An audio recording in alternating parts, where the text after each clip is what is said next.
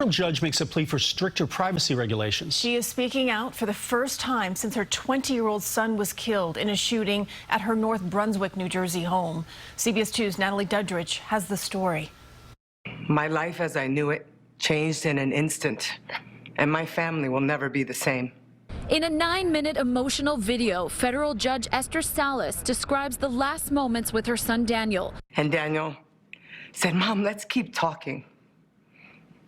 I love talking to you, Mom." And it was at that exact moment that the doorbell rang. And Daniel looked at me and said, "Who is that?" Within seconds, I heard the sound of bullets and someone screaming, "No!"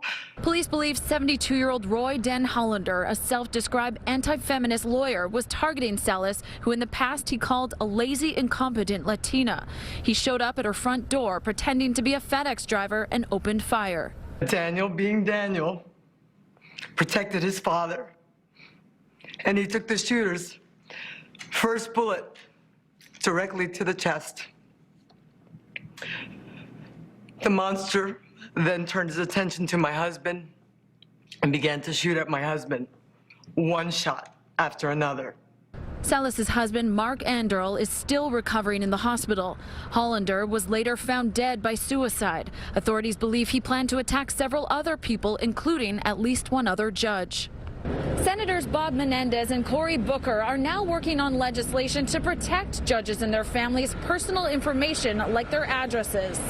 If a federal judge has to worry that his or her decisions at the end of the day could cause the loss of a life of a loved one, then I'm not sure how that full independence, even when one works hard to maintain it, can ever be achieved without worrying. But attorney Wagner says privacy will be difficult to accomplish.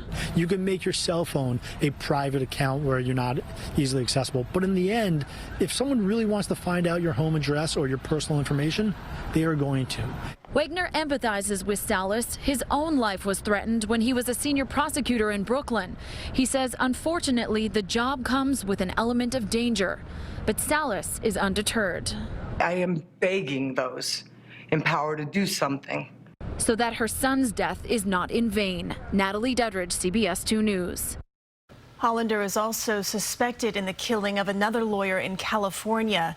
You can watch Judge Salas's entire statement, CBSNewYork.com.